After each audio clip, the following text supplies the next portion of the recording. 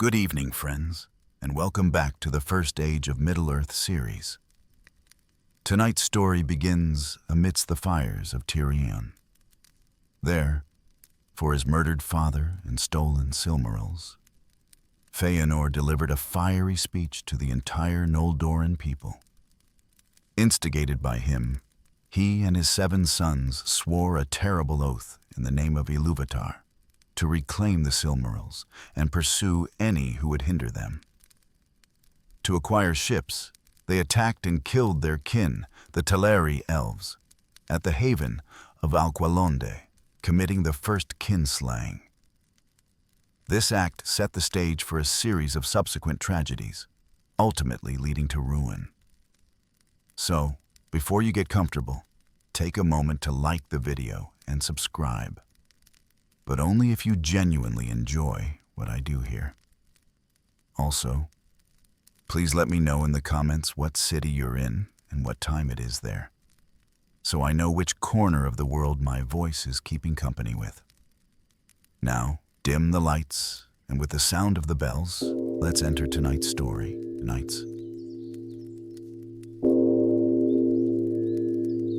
The story begins with a great loss, with an unprecedented darkness in Valinor.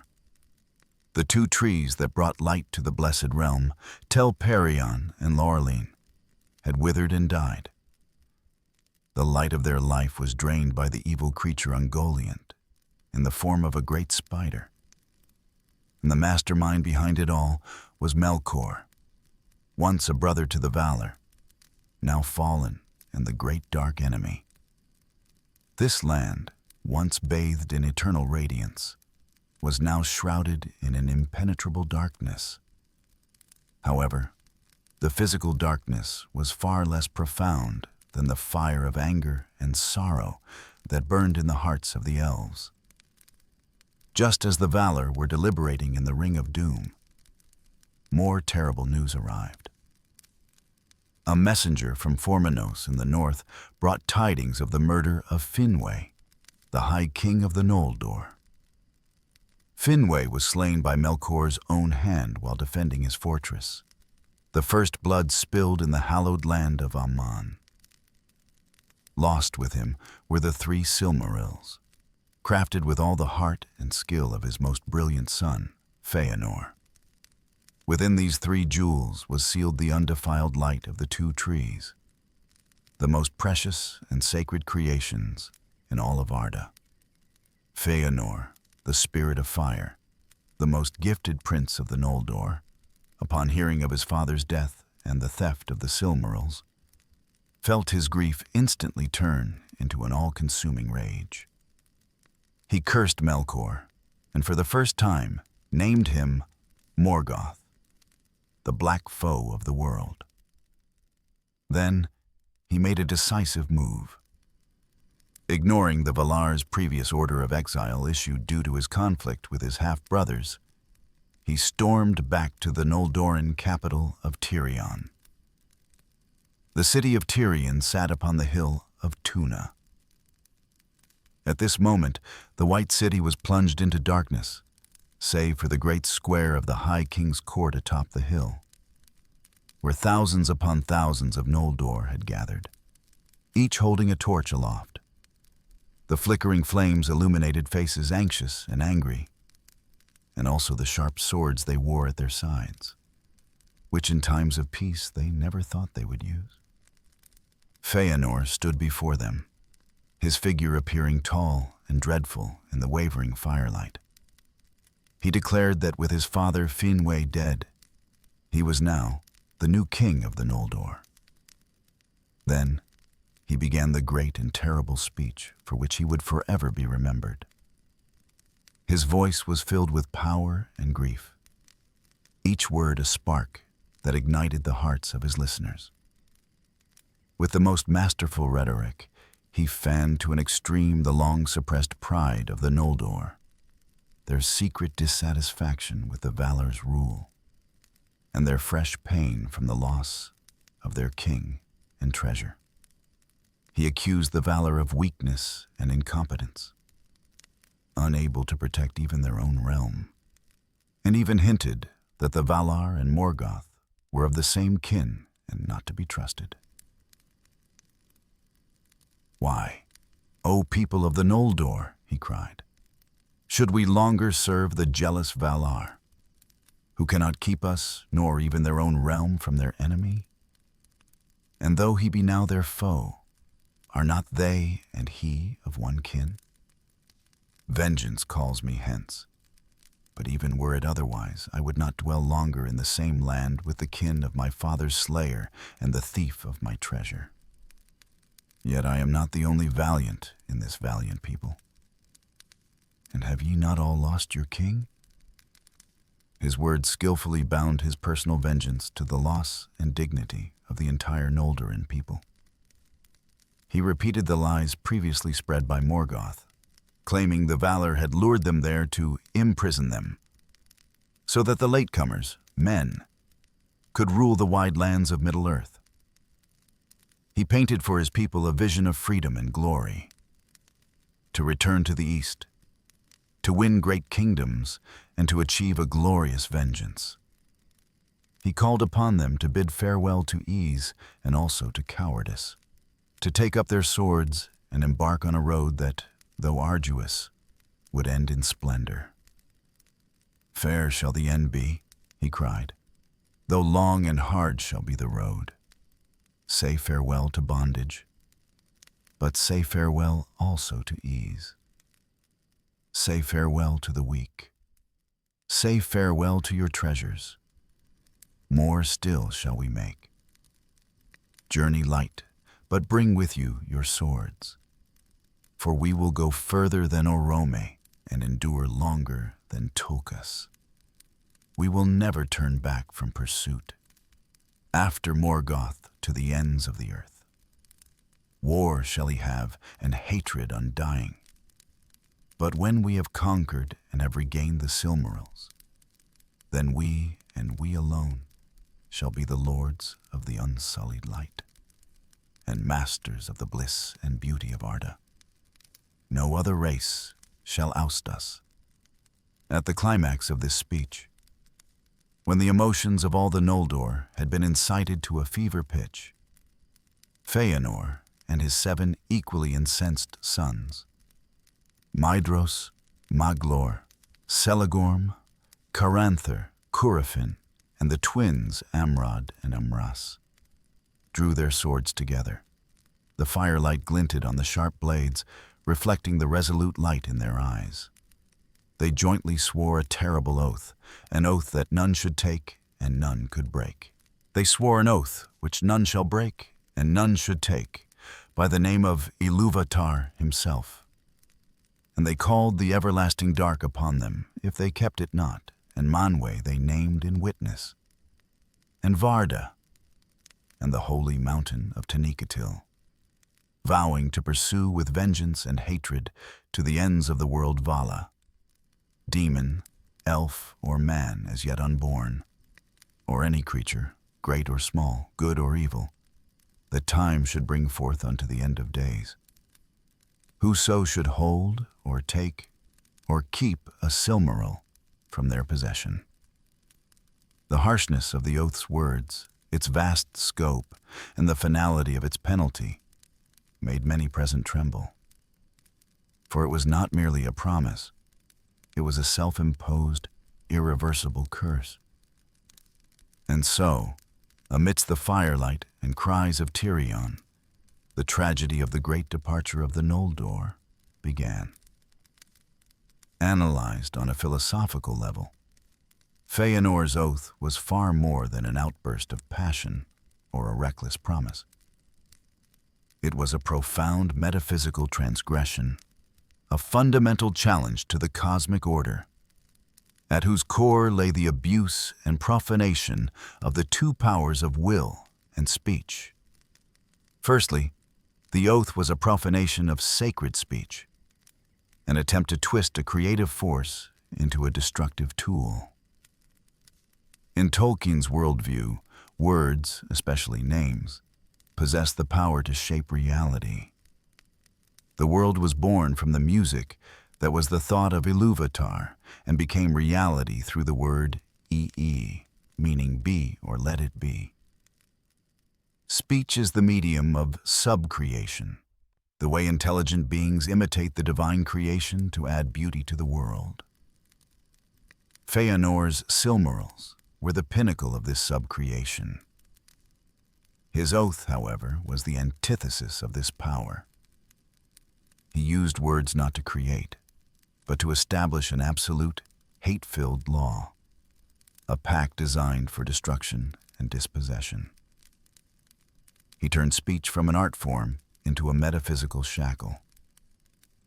Secondly, the oath was a paradoxical renunciation of free will. Through an extreme act of free will, swearing this unforced oath, Fëanor and his sons contradicted themselves by utterly stripping away their future free will.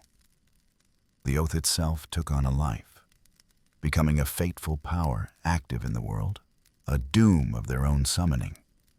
From then on, their actions were no longer driven entirely by reason or emotion, but were driven by the oath. This explains why his sons, in later years, even when their hearts were weary of the endless strife, were still pushed by an irresistible force toward deeper atrocities, such as the kinslayings at Doriath and the mouths of Sirion. They became slaves to their own oath, their will held hostage by a single moment from their past. In the real world, this can be seen as the ultimate allegory for ideological possession. When an individual or a group dedicates itself completely to an absolutist, unquestionable creed, they lose the ability for independent judgment and moral choice. This creed, be it political, religious, or nationalistic, replaces individual conscience and becomes the sole guide for action. The tragedy of the House of Fëanor is the tragedy of a family devoured by an ideology of its own making.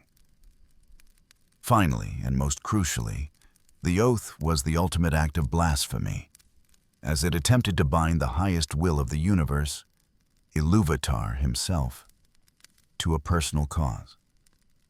The phrase, "by the name of Ilúvatar himself," in the oath was not simple rhetoric. In Tolkien's theological system, this was to call upon the supreme legislator and enforcer of the universe to endorse a private feud. They bypassed the authority of the Valar, the guardians of Arda, and attempted to sign a direct, irrevocable contract with the fundamental laws of existence. This was a form of metaphysical arrogance, its roots identical to Morgoth's original fall. Morgoth longed to possess the imperishable flame for himself, to create things by his own will. Fëanor attempted to inject an imperishable oath into the world, to dictate the ownership of all things by his own will, by calling the everlasting dark upon them. As the penalty for breaking the oath, they were in fact making a high-stakes gamble with their immortal souls, placing themselves beyond the scope of the Valar's forgiveness. The Valar could forgive rebellion against them, but they had no power to interfere with a contract made directly with Ilúvatar. Therefore, this oath was truly a point of no return. It was not a promise, but a self-inflicted, eternal curse that completely severed the House of Fëanor from the grace of the Valar and locked them on a predestined path of destruction. After Fëanor's inflammatory speech, the hearts of the great majority of the Noldor were set ablaze. Driven by a desire for revenge, a yearning for new lands, and resentment toward the Valar, they resolved to follow Fëanor to Middle-earth. However, a practical problem lay before them. The vast ocean of Beligor separated Aman from Middle-earth, and they needed ships. But the Noldor were not a seafaring people. They were not skilled in shipbuilding. Thus, Fëanor turned his gaze to their kin, the Teleri elves who dwelt in Alqualande, the Swan Haven. Alqualande was the most beautiful city on the coast of Aman, its harbor filled with the white ships that were the pride of the Teleri. These ships were exquisitely carved in the shape of swans. With golden prows and silver lanterns, the crystallization of the Teleri's love for the sea. The Noldor and the Teleri shared a deep friendship and kinship. Fëanor's half-brother, Finarfin, had married Erwen, the daughter of Olwe, king of the Teleri. Relying on this relationship, Fëanor went to Alqualonde to try to persuade Olwe and his people. He recounted to Olwe the tragic fate of the Noldor, their king slain, the Silmarils stolen, and invited the Teleri to join them as allies on their journey to Middle-earth to fight their common enemy, Morgoth. Even if they were unwilling to join the war, Fëanor pleaded with them to at least lend their ships to the Noldor to help them cross the sea. However, Olwe's answer dashed Fëanor's hopes. Olwe expressed deep sympathy for the Noldor's plight, but he made it clear that the Teleri would never defy the will of the Valar to assist in a rebellion the Valar did not permit. More importantly, he explained to Fëanor the meaning of those ships to their people. Olwe replied, "We renounce no friendship, but it may be the part of a friend to rebuke a friend's folly. And when the Noldor welcomed us and gave us aid, you did not speak thus. You said that we should dwell forever in the land of Aman, as brothers side by side. As for our white ships, those are not gifts you gave. We learned not the craft of shipbuilding from the Noldor, but from the lords of the sea. And the white timbers we wrought with our own hands, and the white sails were woven by our wives and daughters. Therefore, we will neither give them nor sell them for any league or friendship. For I say to you, Fëanor, son of Finwë, these are to us as the gems of the Noldor, the work of our hearts, whose like we shall never make again." These words place two acts of sub-creation, the Silmarils and the swan ships, on a completely equal footing. However, for the proud, arrogant Fëanor, desperate for revenge, this equivalence was unacceptable. He believed his goal was paramount, and the Teleri's refusal was tantamount to betrayal. Driven by the urgency of his oath and the fire in his heart, he lost his last shred of patience. He turned away from Olwe, went straight to the Swan Haven, and ordered his followers to board the ships by force and seize them. Seeing this, the Teleri immediately moved to stop them. Though they were not warriors and were mostly armed only with slender bows, they bravely defended their beloved possessions. They pushed the Noldor, who tried to board into the sea, and attempted to blockade the harbor with their own ships. The conflict escalated quickly, and the sound of drawn swords was heard for the first time in the peace of the Blessed Realm.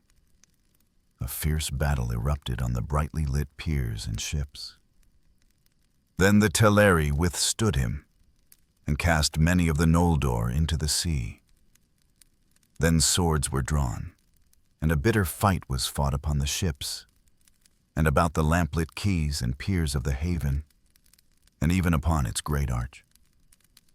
Though Fëanor's followers were well equipped, the Teleri, with their knowledge of the terrain and their determination to defend their home, repelled them 3 times. Both sides suffered heavy casualties. At this moment, the tide of battle turned decisively. The vanguard of Fingolfin's host, led by Fëanor's valiant nephew Fingon, arrived on the scene.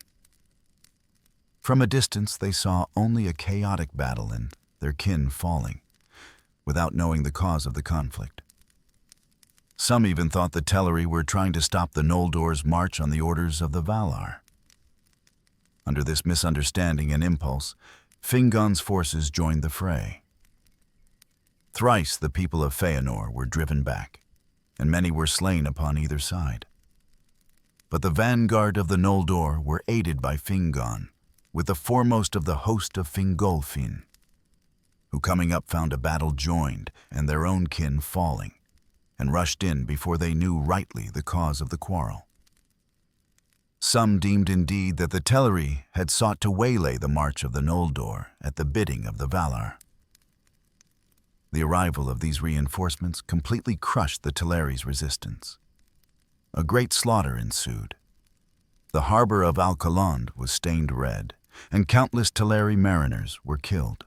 The Noldor finally seized the ships, and sailing in these stolen swan ships, stained with the blood of their kin, headed north, abandoning their former friends in the ravaged port.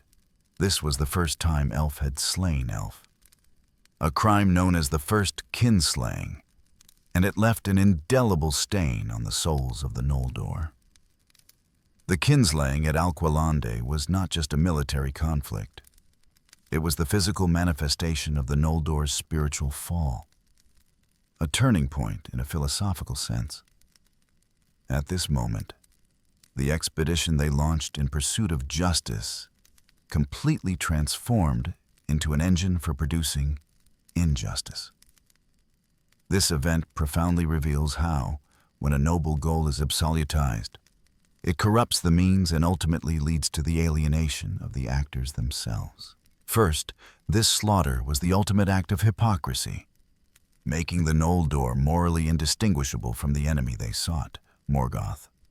The reason for the Noldor's departure was to exact just revenge on Morgoth for killing their king and stealing their most precious creation, the Silmarils. However, at Alqualanda, in service of this just goal, they did the exact same thing to the Teleri. Through violence and murder, they forcibly seized the cherished creations of others.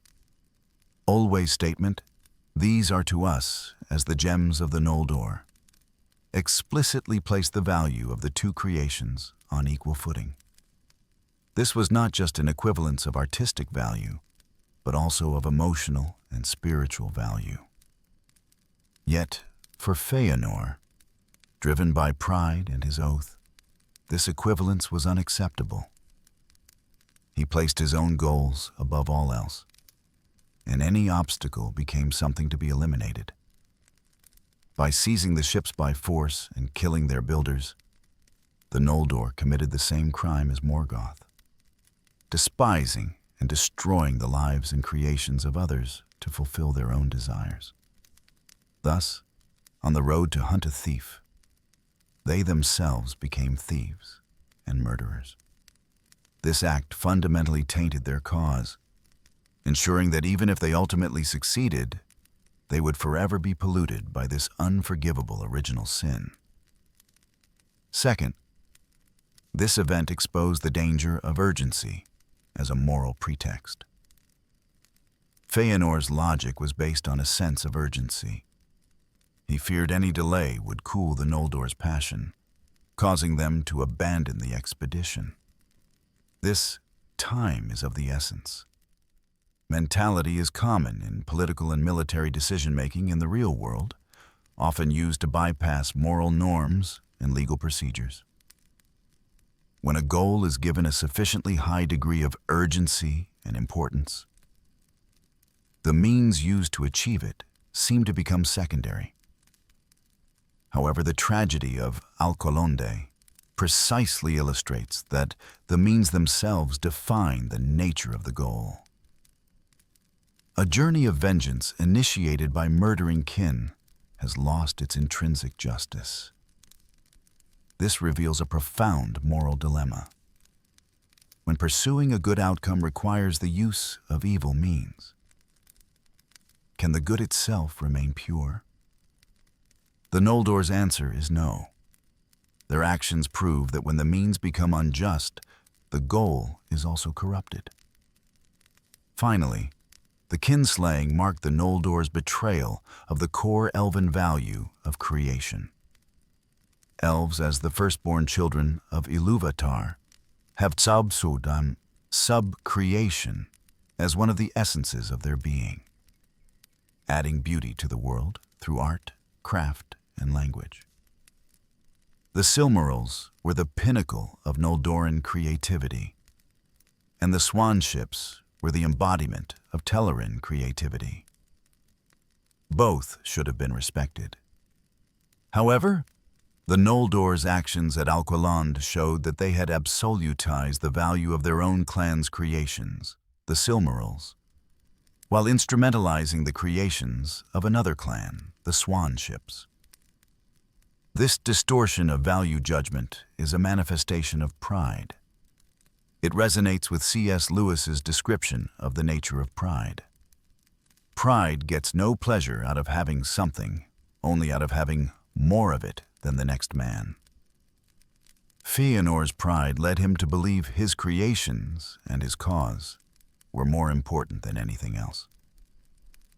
This mentality led them to devalue the lives and creations of their own kin, which is identical to Morgoth's own contempt for the works of others.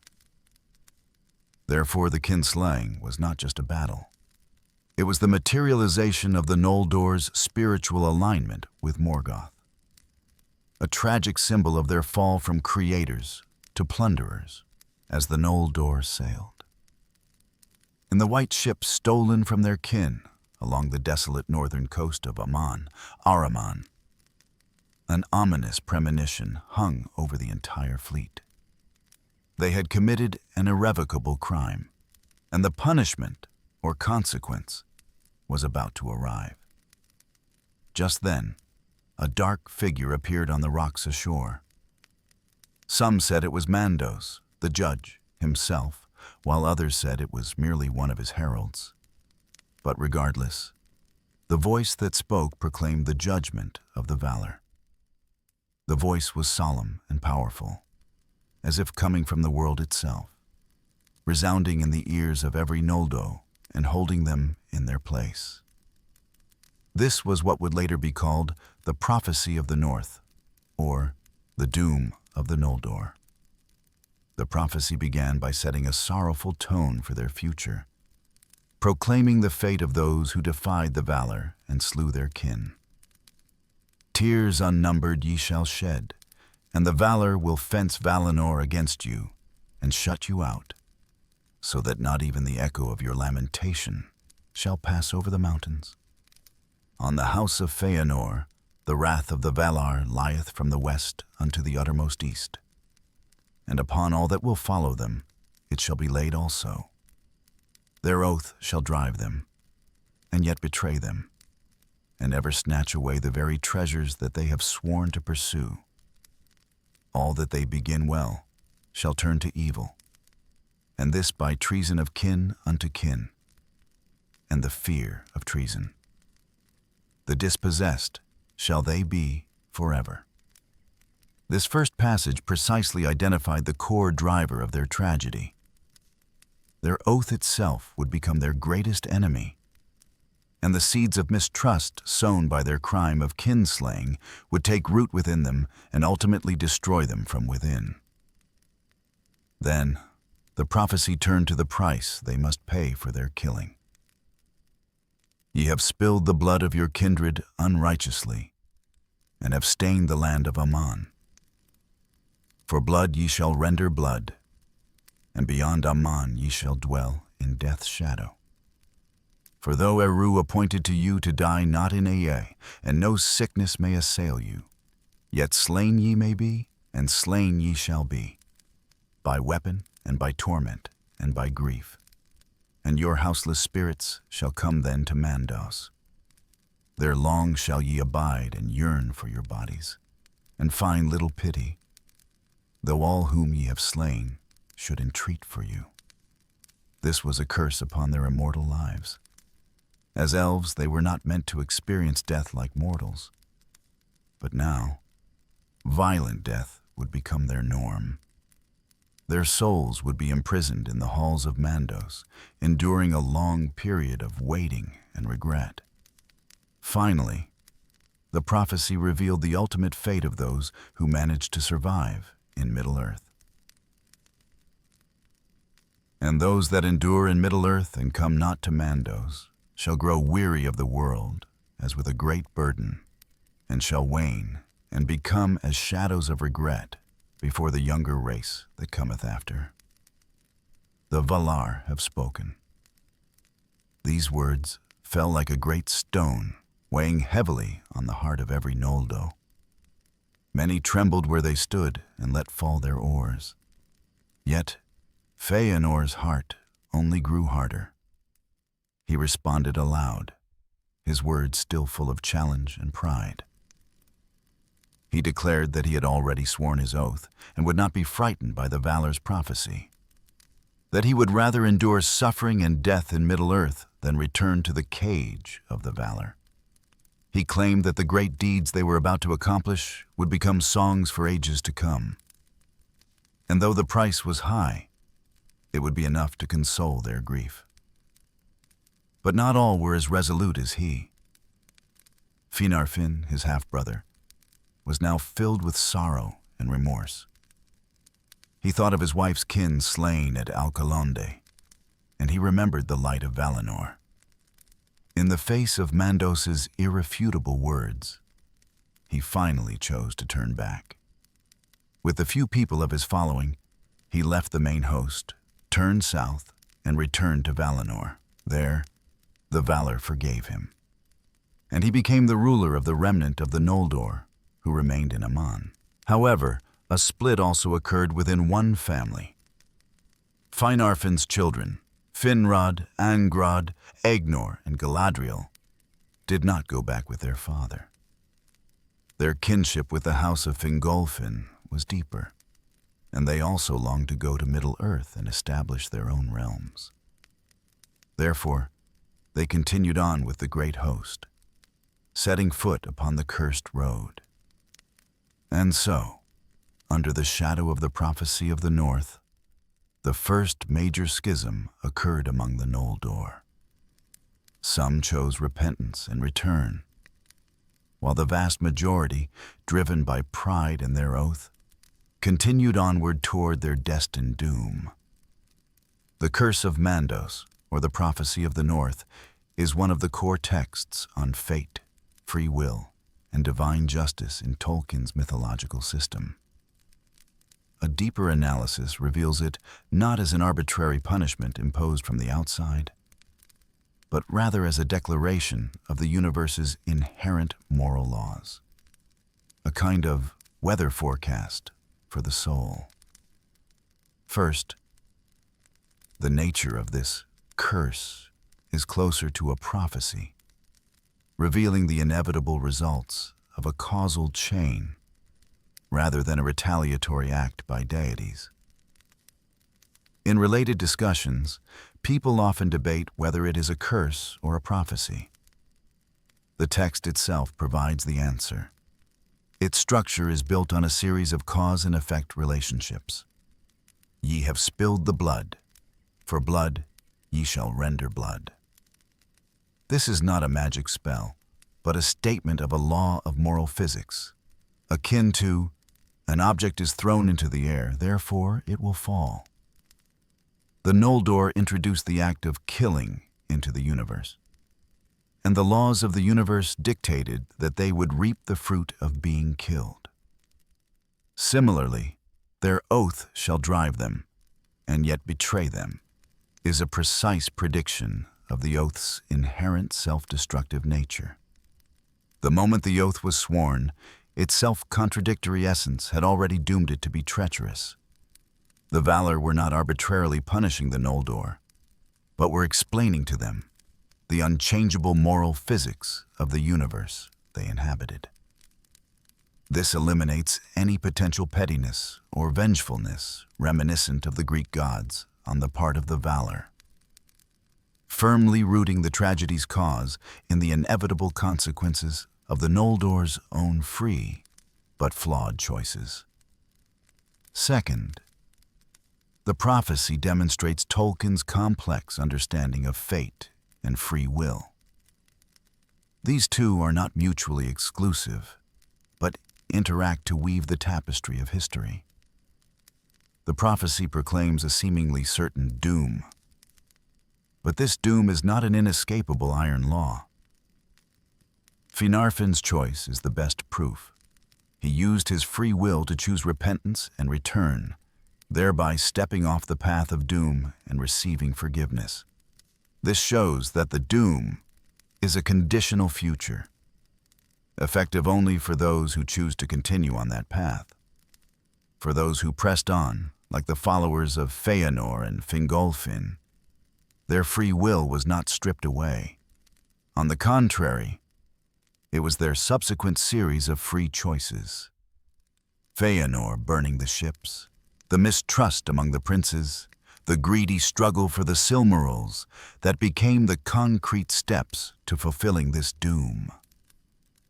Each of their choices was like adding a brick to the edifice named Doom.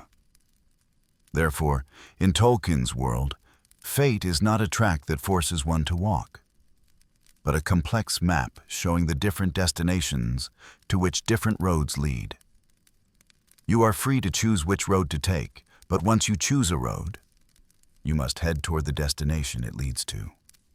What Mandos did was to show the Noldor in advance the final station of the road they had chosen. Finally, the prophecy of the North can be understood as a forecast of the spiritual weather, depicting the spiritual climate the Noldor entered due to their own actions. Through kinslaying and swearing a blasphemous oath, they created a spiritual storm for themselves. They sailed into foul weather composed of pride, hatred, suspicion, and sorrow. Mandos' prophecy was to tell them the intensity and duration of this storm, and the destruction it would cause. He warned them of tears unnumbered, heavy rain, the shadow of death, low temperatures, and treason of kin, destructive lightning. This was not the Valar creating the storm to punish them, but the Valar forecasting the inevitable progress of the storm the Noldor themselves had stirred up. Later, the Lord of Waters, Ulmo, in his message to Turgon, mentioned that the doom was running its course, further confirming that the doom is an unfolding dynamic reality, not a static punishment. This understanding elevates the tragedy of the whole event to a new level. The ruin of the Noldor did not stem from the wrath of the gods, but from the corruption of their own souls. They chose to sail into a hurricane of their own making and refused all warnings to turn back. Under the shadow of the prophecy of the North, the great host of the Noldor was divided. But Fëanor and his most loyal followers did not waver.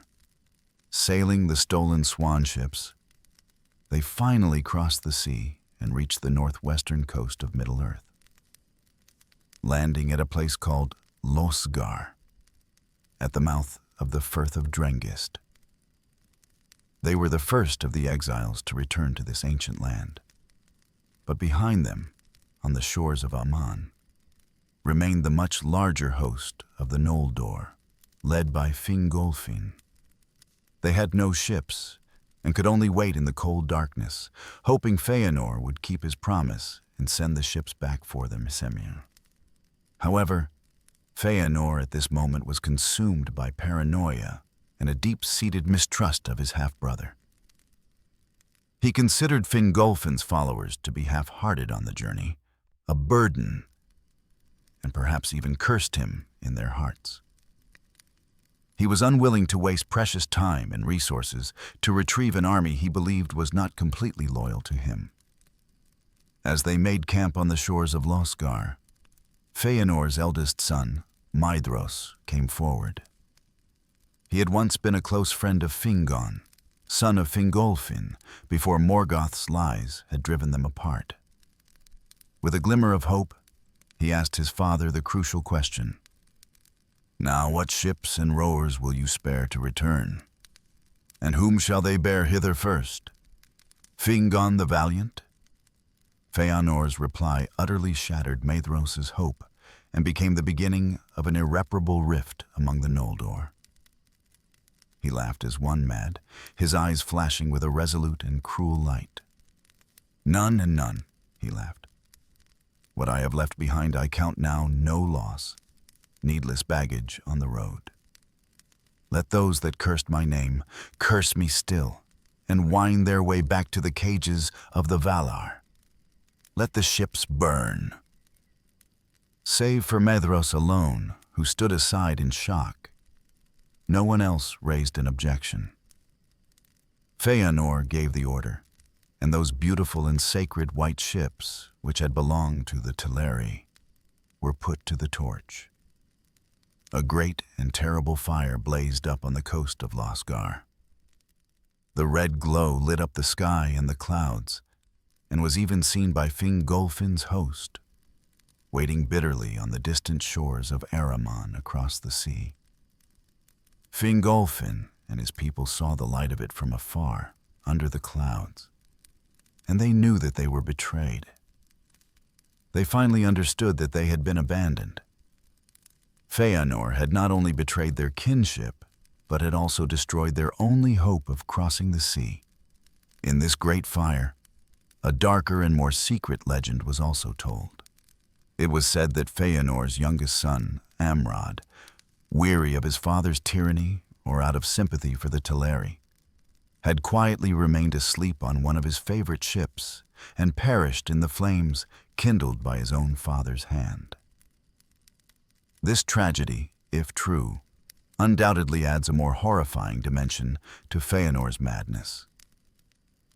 He not only betrayed his kin, but also unintentionally killed his own son.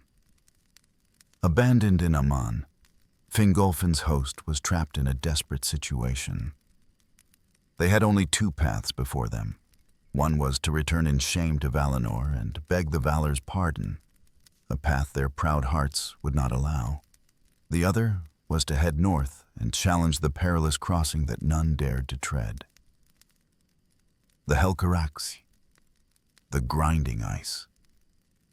This was a frozen strait connecting Aman and Middle-earth, composed of countless floating, grinding, and colliding icebergs, filled with biting winds and deadly mists.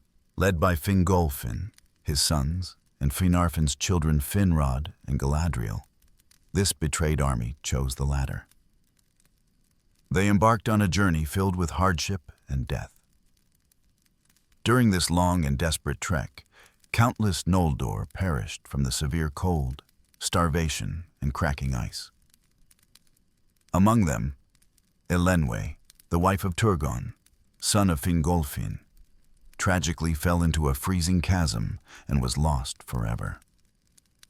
This ordeal greatly reduced their numbers, but also forged the will of the survivors like a furnace, making them tougher and more resolute. At the same time, this experience etched their resentment for Fëanor and his house into their hearts, as permanent as the ice of the strait. When they finally set foot on the soil of Middle-earth, they were no longer just exiles, but an army with a fire of vengeance burning in their hearts. A fire directed at both Morgoth and their own kin.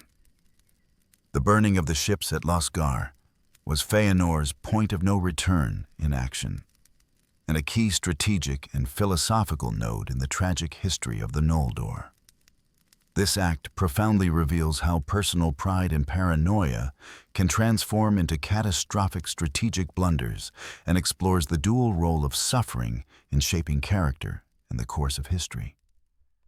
From a strategic perspective, the ship burning was a classic act of self-harm driven by paranoia. Fëanor's reasoning was superficially pragmatic. He didn't want to waste time and resources to ferry an army he considered disloyal and a burden. He sought speed and the purity of his own faction. This logic of purifying the ranks and accelerating progress has appeared in many political and military movements in human history. However, this short-sighted efficiency came at the cost of overall strength. By burning the ships, Fëanor cemented the division within the Noldor. ensuring they could never act as a unified, trusting force against Morgoth. This act of betrayal helped Morgoth's cause more than any battle Morgoth had won at that time. It disintegrated the enemy from within and sowed the seeds of centuries of future conflict. Therefore, this seemingly decisive military decision was actually a massive strategic blunder rooted in personal pride and suspicion. It placed the Noldor's war effort on a foundation of division and internal strife from the very beginning, setting the stage for their ultimate failure.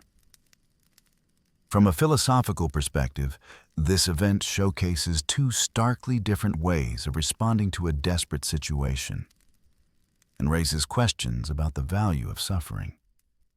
Fëanor's path is the path of fire. He cuts off his retreat through destruction, burning the ships, forcing himself and his followers to only move forward. This is a radical, all-or-nothing choice. Its essence an attempt to suppress inner fear and uncertainty through external, violent action. However, this method also burned away other possibilities, including unity and reconciliation. In contrast, Fingolfin's army was forced onto the path of ice. The crossing of the Helcaraxi was a pure, merciless ordeal. Here, the enemy was not a specific monster, but nature itself. Cold, hunger, exhaustion, and despair. Although this trial caused them heavy casualties, it also had a tempering effect. The survivors were no longer the princes and nobles living in the comfortable light of Valinor, but warriors, physically exhausted, yet with wills of steel. Their pride was polished by harsh reality, and their strength came from overcoming shared hardship. While this experience deepened their resentment towards the House of Fëanor, it also endowed them with a resilience and steadfastness that the Fëanorian faction lacked. This was reflected in later history. Fëanor burned out as quickly as a meteor, while Fingolfin and his heirs became the mainstay of the fight against Morgoth, sustaining the long siege of Beleriand. Therefore, the ship burning and the crossing of the ice, two interconnected events, form a profound contrast. Fëanor attempted to purify his cause with a single destructive act, but only deepened the division.